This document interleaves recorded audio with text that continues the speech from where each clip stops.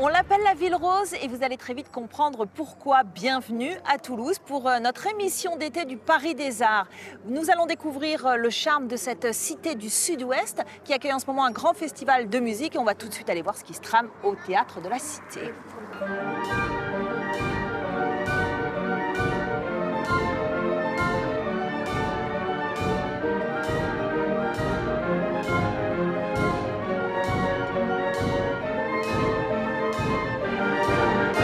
Ibrahim, quand on vous a donné carte blanche pour rendre hommage à Saint-Exupéry, l'auteur du Petit Prince, 80 ans après sa disparition, à quoi vous avez pensé immédiatement? Qu'est-ce qui vous a guidé?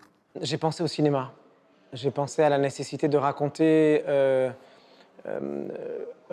Saint-Exupéry à travers quelque chose de cinématographique. Je trouve que la vie de cet homme a quelque chose hors norme, évidemment, et donc de très cinématographique. Le Petit Prince est le livre le plus traduit au monde, donc le Saint-Exupéry est l'auteur le plus traduit au monde, donc c'est vraiment très international, quelque chose de très... qui à la fois amène à quelque chose de très humain, donc de fin et de délicat, et en même temps de très grandiose, parce que c'est aussi ça, c'est la planète, l'histoire, les voyages, l'international, le nomade.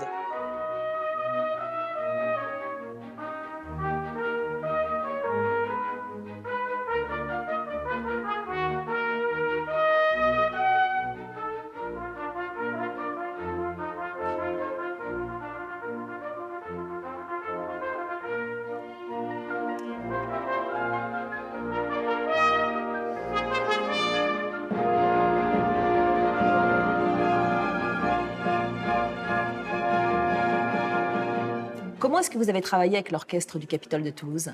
Mais ils m'ont fait confiance, surtout. Et j'ai composé d'abord, j'ai proposé un programme, et puis dans ce programme, j'ai mis un peu de moi aussi. Et au milieu de tout ça, il y a cette pièce que j'ai composée, qui dure 10-12 minutes à peu près, et voilà, que j'ai composée en imaginant le Capitole de Toulouse jouer cette pièce. Et donc, comme je connais un peu cet orchestre, puisqu'il y a plus de 20 ans, je venais jouer régulièrement avec l'orchestre dans les pupitres de l'orchestre. D'accord. J'étais à l'époque étudiant, donc je suis allé chercher un peu ça, en écrivant quelque chose qui correspond au mieux possible au souvenir que j'avais de cet orchestre.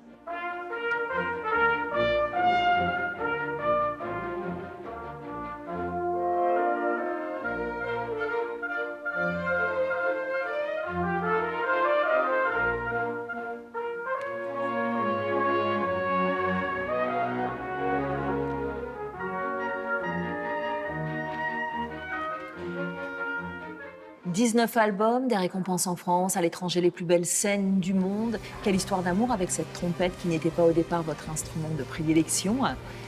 Il a fallu la considérer pour en arriver là, j'imagine, comme bien plus qu'un instrument.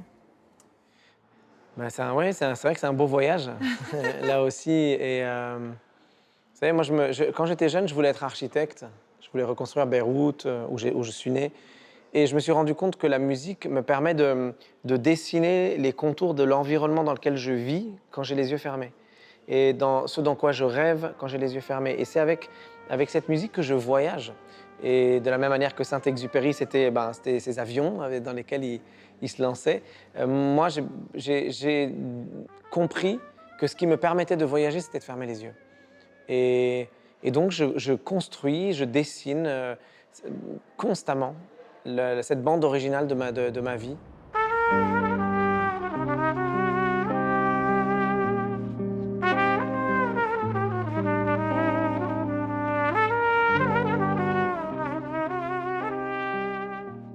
Votre trompette, en plus, je crois qu'elle est unique. Qu'est-ce qu'elle a de particulier? C'est vrai, j'ai hérité d'un instrument qui a été inventé par mon père. qui est une trompette un peu particulière qui permet de jouer les gammes qui viennent du Moyen-Orient, donc les gammes arabes, les modes arabes. Et donc c'est une sorte de pont, un instrument hybride qui me permet de jouer toutes les musiques que j'ai envie de jouer.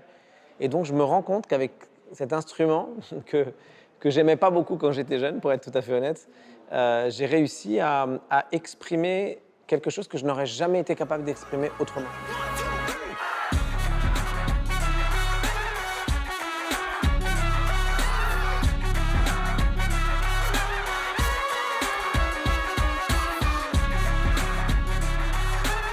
Vous êtes le premier instrumentiste libanais à avoir été nommé aux Grammy Awards. Vous avez et vous continuez de travailler avec les plus grands artistes, de Sting, en passant par Mathieu Chédid ou Vanessa Paradis. Vous n'avez jamais renoncé au moindre grand écart. Qu'est-ce qui vous plaît? C'est l'éclectisme? C'est important l'éclectisme pour vous? Je pense que ce qui est le plus important, c'est surtout le dialogue. D'être capable de dialoguer avec n'importe qui, d'être capable d'ouvrir une conversation avec chaque personne qui m'entoure, de me sentir connecté au monde dans lequel je vis. Vous savez, les musiques, c'est comme des êtres humains. Une musique, c'est une mélodie, et une mélodie, c'est comme une personnalité.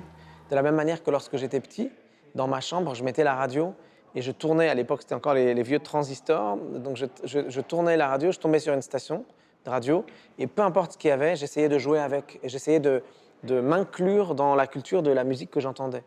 Et aujourd'hui, c'est ce que je continue à faire. J'aime l'idée que mon son, ma musique, ma voix, moi, je puisse m'intégrer dans n'importe quel endroit où on me met. Est-ce que vous vous souvenez du moment où c'est devenu évident de ne plus être uniquement un instrumentiste, mais aussi un compositeur? J'ai toujours été compositeur. J'ai commencé par la composition. Même quand j'étais tout petit, je passais mon temps à chanter et à inventer des choses. J'aurais peut-être, si j'avais pas eu la trompette, j'aurais simplement fait que de la composition, et donc on m'aurait jamais vu sur scène. On m'aurait vu simplement composer pour le cinéma, chose que je fais beaucoup. Mais c'est vrai que la trompette me permet d'être sur scène, de faire la fête sur scène. Je vous ai déjà entendu dire que vous vouliez arrêter la trompette. Est-ce que c'est vrai ce mensonge? Je pense que oui, dans 7, 8 ou 10 ans, j'aurais certainement arrêté. Mais c'est pas arrêter dans le sens triste du terme. C'est pas arrêter avec regret. C'est arrêter, mais au bon moment. Avant d'être obligé? Avant d'être obligé, avant d'être dégoûté. Au bout d'un certain temps, on est abîmé. Physiquement, le cœur aussi prend cher quand même. C'est éreintant. C'est ça le vrai mot. J'aime la musique tellement que j'ai pas du tout envie qu'à un moment donné, ça devienne une souffrance.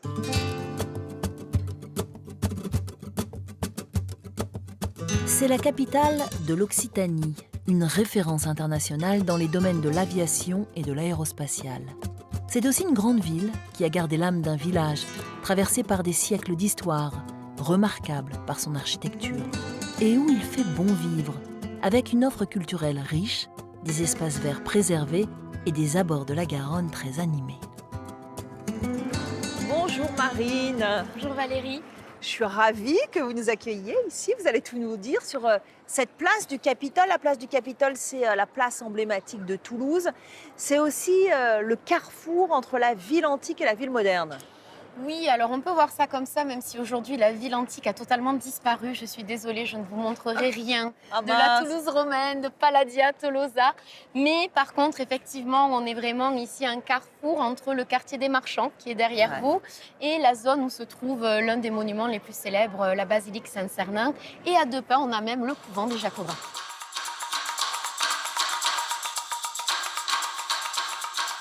Le Capitole, il est là. Qu'est-ce que c'est que le Capitole? Alors le Capitole, en fait, c'est notre municipalité. Donc on a notre mairie qui siège exactement au même endroit depuis 1189. Ah, quand même. Bon, moi, je voudrais qu'on parle du rose. Qu'est-ce qui vaut à Toulouse ce surnom de la ville rose? Alors quand on regarde autour de nous, on peut vérifier, c'est tout simplement lié aux matériaux. La position de Toulouse au cœur de la vallée de la Garonne fait que dans cette partie de la région, nous n'avons pas de pierre. La pierre nous vient des Pyrénées et ultérieurement de la région carcassonnaise. Donc on fait avec ce que l'on a, à savoir du sable et de l'argile. Certains la voient rose, d'autres rouge, d'autres orangée. Mais selon Claude Nougaro, quand il parle de Saint-Cernin dans Haut-Toulouse, ça donne plutôt un ton fleur de corail. Quand la lumière descend, c'est vrai qu'elle devient de plus en plus rose.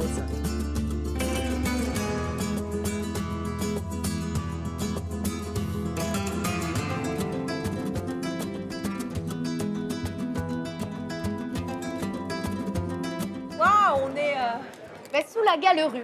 En fait, cette galerie ne figure sur aucun plan parce que c'est tout simplement une galerie à arcade. Et la particularité, c'est que le plafond a été décoré donc en 1997 par Raymond Moretti. Donc on va avoir ici chaque panneau qui fait référence à un épisode historique, un personnage.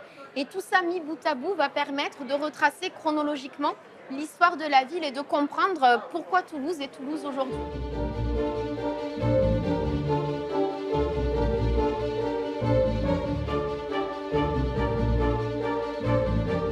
Donc là, on est au couvent des Jacobins et c'est la parfaite illustration de l'architecture gothique méridionale, c'est-à-dire... En fait, cette architecture gothique méridionale qui s'est développée dans notre région va contraster avec l'architecture gothique du nord de la France. Nos édifices vont avoir uniquement un vaisseau, une nef centrale. On ne va pas avoir d'arc-boutant qui donne la légèreté, cette élévation. On a plutôt des contreforts qui vont ajouter de l'austérité, voire un côté presque militaire.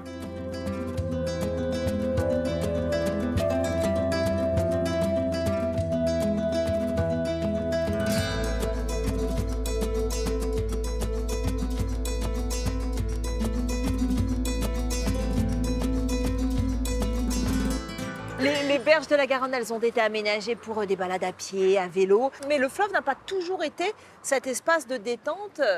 Il a aussi été nourricier. Tout à fait. Donc l'installation, la création de Toulouse est en partie liée à son fleuve, la Garonne, qui nous arrive des Pyrénées et qui s'écoule vers l'Atlantique. Et on va avoir un cours d'eau qui va être utilisé à des fins commerciales. Donc on commerçait ici du bois, on commerçait du marbre, de la pierre, du vin, du poisson séché.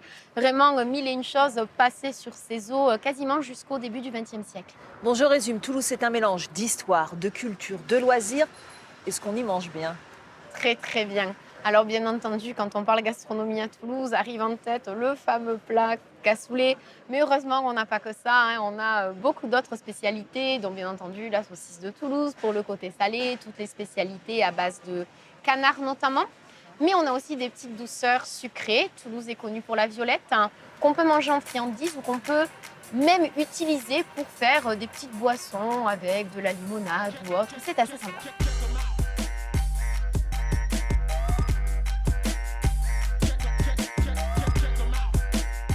D'un festival à l'autre à Toulouse, il n'y a souvent qu'un pas. Le collectif Layup met à la disposition des artistes ce hangar de 3500 mètres carrés pour qu'ils expriment leur créativité.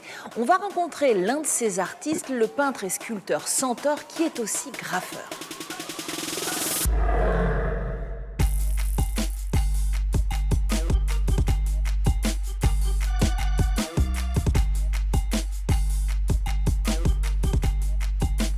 Bonjour Nicolas, en plein travail. Bonjour. Nicolas, c'est ton prénom, ton nom d'artiste c'est Centaure. C'est ça. Tu es en train de réaliser une fresque géante qui part d'ici et qui va tout là-bas. Est-ce que tu peux nous présenter un petit peu les personnages sur le mur? Oui, tout à fait. Donc, c'est un grand mur que je réalise conjointement avec mon ami Alex Swan, qui est aussi un artiste qui vient du graffiti et qui est de Paris. On met en avant un univers un peu funky, un peu acidulé, avec des créatures un peu étranges comme des extraterrestres. Et là, je fais revenir deux figures qui sont souvent présentes dans mon travail.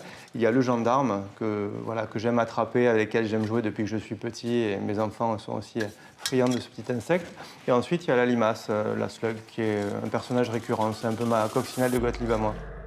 Que ce soit dans tes graphes, que ce soit dans tes sculptures, dans tes peintures, tu t'intéresses beaucoup à l'univers des monstres. D'où te vient cette fascination? Je pense que c'est dû à plusieurs choses. D'une partie, c'est la peinture classique, avec Jérôme Bosch, qui est un des premiers qui m'avait vraiment, je dirais, si ce n'est pas inspiré, en tout cas impressionné quand j'étais jeune. C'est aussi dû au fait que j'ai été dans un milieu très scientifique. Dans ma famille, il y avait beaucoup de livres de médecine, de livres d'anatomie, il y avait beaucoup de squelettes, donc ça m'a beaucoup marqué. Et ce qu'il y a aussi, c'est le cinéma d'horreur, le cinéma fantastique qui me fascine depuis la fin des années 80, le début des années 90. Et j'ai essayé à chaque fois de détourner à ma façon ces créatures en les rendant peut-être un peu plus sympathiques. Est-ce qu'on exprime des choses différentes en sculpture, en peinture, en graphe? Je pense qu'on peut aller plus loin dans la sculpture et peut-être dans certaines peintures Le graphe, l'idée, c'est quand on le prend, et c'est ce que je fais depuis que j'ai 15 ou 16 ans, c'est faire quelque chose de brut qui tape directement, soit à travers les couleurs, soit à travers la taille ou l'épaisseur des traits. Ça, c'est important, il faut que ça frappe. Mais après, j'aime raconter des histoires. J'étais fasciné quand j'étais petit par Tommy Ungerer, qui avait écrit L'étrange bête de Monsieur Racine, qui est un de mes livres d'enfants préférés. Et voir tous ces petits détails, ces petits éléments, ça me fascine. Et c'est pour ça que sur mes toiles, j'essaye d'aller un petit peu plus loin. Donc, je dirais peut-être la peinture en premier parce que j'en fais beaucoup, et après la sculpture parce qu'on peut rajouter des choses qui vont directement parler aux gens, comme là un filet de pêche par exemple. Alors bon, justement, celle-là, elle m'intrigue, on peut aller la voir? Ah oui, tout à fait, tout à fait. Tu fais les présentations? Alors, c'est une sculpture que j'ai appelée en fait Kappa is waiting, c'est-à-dire le kappa attend. En fait, le kappa, c'est une légende mythologique, ça fait partie du panthéon des créatures monstrueuses, des fantômes au Japon. Et c'est une créature qui est censée, en fait, dans l'univers mythologique japonais, autant pouvoir être très sympathique avec des gens, si on est poli avec elle et qu'on la respecte, que si on lui parle mal, si on a un mauvais rapport avec elle, elle peut carrément vous noyer. Et j'ai voulu m'en inspirer et rendre un hommage à cette créature. Moi, je suis pêcheur, je pêche à la mouche, je pêche le brochet dans les rivières. Je passe mon temps dans les endroits un peu aquatiques, on va dire. Et celui-là, en particulier, le kappa, m'a fasciné. Donc, j'essaie de respecter certains codes, mais après, j'ai rajouté énormément d'éléments qui me sont chers. Il y a beaucoup de choses un peu étranges. Il y a des prothèses oculaires humaines, des yeux de verre. Rassure-moi, quand tu vas pêcher, tu ne croises pas de kappa. Non, jamais, jamais. Mais ça m'aurait peut-être intéressé. En étant bien poli avec lui, j'aurais pu m'en sortir.